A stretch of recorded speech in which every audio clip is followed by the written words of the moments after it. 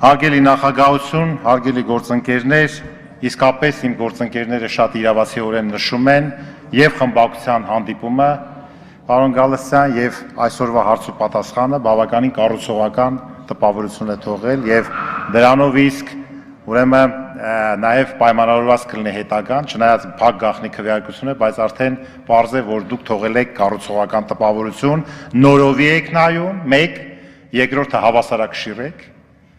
երրորդը կենտրոնական բանկի անկախությունը արդեն հետագայում կերևա թե դուք ոնց եք ապավելու, որովհետև Հայաստան ԵՄ առնվազը այդ սեպայի պայմանագրում այդ հարցադրումը գիտեք, դա եւ ատոմակայանի տնտեսական այդ բլոկը այդ երկու հարցադրումն է։ Հիմա անցնենք առաջ,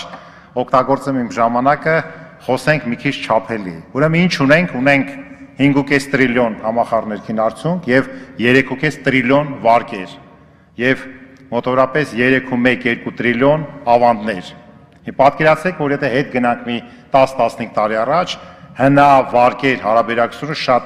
շատ քիչ էր, սա նշանակում է, որ բանկային համակարգը տնտեսության ձևավորման հարցում սկսել է խաղալ վճռական նշանակություն։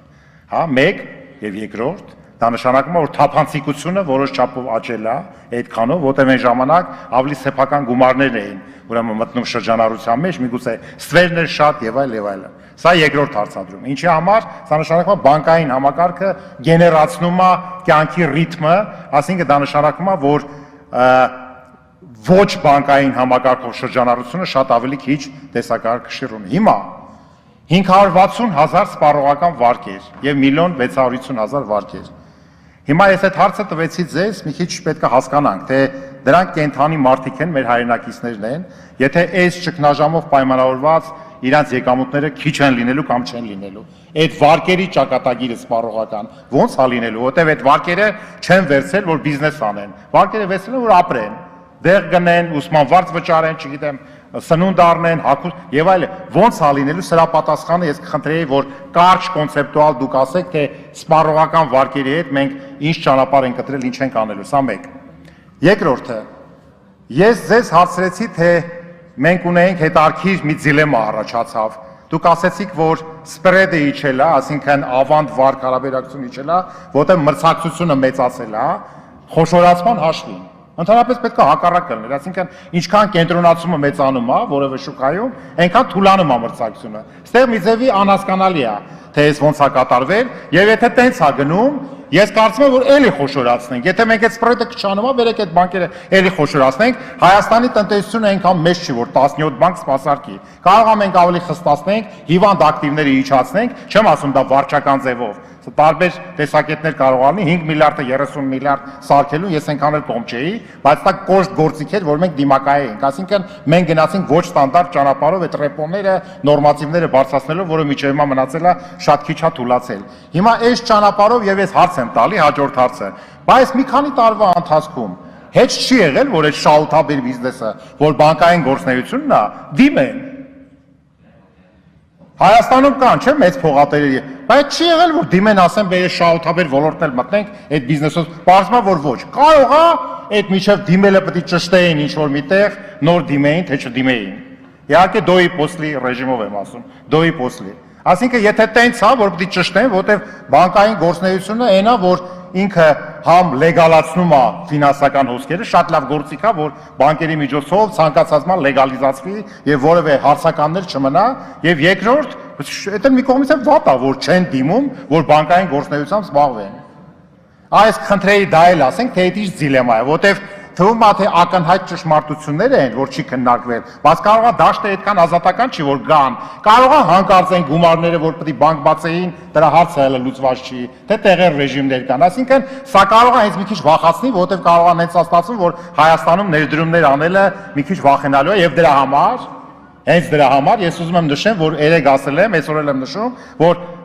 պետական վիճակագրական կոմիտեն երեք հրապարակեց տվյալները եւ հաջորդ դիլեման է գալի, որ մի կողմից մենք անում ենք տնտեսական հեղափոխություն, մյուս կողմից ներդրումները օտարերկրյա երկու անգամ իջնում է։ Ոնց կարող է այդպես բան լինել։ Դա դες շատ կարևոր հարց է, որ դու տնտեսական հեղափոխություն ես անում, օտարերկրյա ներդրումների ներհոսքը ուղղի երկու անգամ կամ 45%-ով իջնում է։ Որն է խնդիրը։ Կենտրոնական բանկի անալիզիկ բազան շատ ուժեղ է։ Այդ խնդրի այդ հարցի պատասխանը տակ, այսինքն ներհոսք եւ արտահոսքի տարբերությունը ես իհարկե ունեմ դրա պատասխանները եւ երբ որ ես վիճակագրական պետական կոմիտեի նախագահին մի քանի օր առաջ նամակ գրեցի, միայն նաեւ գրեցի կենտրոնական բանկի նախագահին, հələ որ չեմ ստացել, որովհետեւ տեսեք ինչ է ստացվում, շատ տարօրինակ մի բան է ստացվում, որ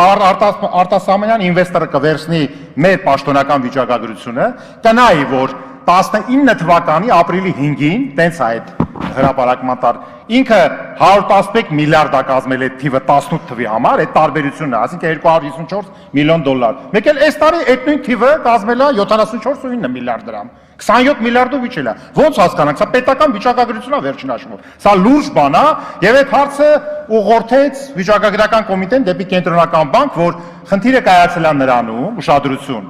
Խոշորագույն այն ընկերությունները, ովքեր Հայաստանում բիզնես են անում եւ համակարգաստեղծ են, օրինակ էներգետիկան, բայց ոչ միայն, օրինակ լեռնահանքայինը, դրանց հիմնադիրները հաշվեգրել են ներդրումներ, ասենք մի հատ հաշվեգրել ենք 18 թվականի համար, փետրվարի դրությամբ, ուրեմն Պեկին եւ վիճակագրության отчет ենք տվել, հետո ընթացքում դրանից հետո բաժնետերերի խորհուրդը որոշում է կայացրել գումարները Հայաստանից անմիջապես հանի դուրս։ Օրինակ, գազը մենք պարտքով ենք բերում, ինքը դուստր ձեռնարկությունն է ռուսական գազ, պարտքով բերում, այդ պարտքը հետ է տանում։ Թվում է թե ներդրում կա, բայց ոչ մի ներդրում էլ չկա։ Այս հարցերը մենք պետքա լուծենք, սենց անընդհատ օդում կախել եւ ներդրումների քաղաքականությունը գրել, այսպես փռել ասֆալտին ինչ-որ ձևով եւ դրա ռեակցիաներ չտալ, դա լավ բան չի, որտեւ այդ ՀԴՄ-ներ խփելը ստվերային տնտեսություն իր սահմանը ունի, դա վերջանալու է, դրանից հետո պետքա նոր ճանապարհով գնանք եւ քանի որ մենք համավարակից հետո ենթադրում ենք, որ պետքա նոր աշխարհում լինենք, մեր մտածելակերպը, մեր վարքագիծը, ես չեմ խորշում մի անգամ էլ ասեմ, քանիստ ենք բոլորը կլինի падգամավոր նախարար, մեր քաղաքացիները բոլորը մտածում տանը,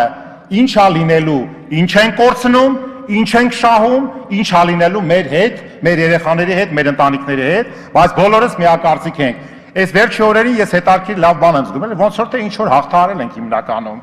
Արդեն այդ նույնիսկ դիմակներն ա քիչ, դա լավ ավատա, չգիտեմ, ձեռնոցներն ա քիչ, մյուս բաներն ա քիչ, դա նշանակում է մի քիչ, ասել ենք, գնանք այս ճանապարհով։ Ես կողմնակից եմ, որ մենք բաց ենք, շատ թուլացնենք այդ աշխատատեղերը ստեղծենք, խիստ պատասխանատվություն գործատուների նկատմամբ։ Եվ մեկ էլ մի բան այսօր լսեցի, ուրեմն շատ հետաքրքիր մի հիմնարկի ղեկավարի անունը չեմ ասում, կարծիք, շատ հետաքրքիր բան ասեց, երևի անընդհատ օրենսդրական նախաձեռնությունների միտք առաջանում։ Ակացը գործատու, որ ուզում է օգնություն տա իր աշխատողին, ասենք ինչ որ Աստված չանի վեզից հեռու մարդ համահասել ընտանիքում դժբախտություն եղել, պի օգնություն տա։ Պարզվում է, որ այդ հիմնարկի շրջանառության 0.25%-ից ավել իրավունք չունի։ Բայց այն ինչ որ տալիս է եւ շահութարկով եւ եկամտարկով դրանից դուրս հարկվում է։ Բայց չբերեք մի հատ այս համավարակի պայմաններում մի հատ օրենքի նախագիծ դնենք, ասենք, եղբայր, այդ օգնության չափը գոնե բերեք, թողենք 1% կամ 2% դառնա, որ օգնությունները տան այն մարդիկ, ովքեր չեն տեղավորում այս վիճակում, արագ այդ օրենքը փոխենք։ Հա, այսինքն, չէ, խոշորների համար, բոլորի համար պետքա գնալ այդ ճանապարհով, հիմա գնահատական տալ, ես օրինակ եմ ասում։ Պետքա գործիքները տանել նրան, որ այն ինստիտուտները, որտեղ մենք չգիտենք սա երբ վերջանում, կամ եկեք բացեք, կամ եթե չեք բացում, բերեք, մենք որոշակի թուլացումներ տանք։ Ես վերջացնում եմ խոսքս, շատ բաներ իհարկե պարզա պետքա երկար խոսենք, նորից վերահաստատում եմ, որ կառուցողական տպավորությունը շատ կարևոր է, բայց շատ կարճ ժամանակ հետո տպավորություններից պետք է անցնենք ռեալ գործեր անելու։ Շնորհակալություն։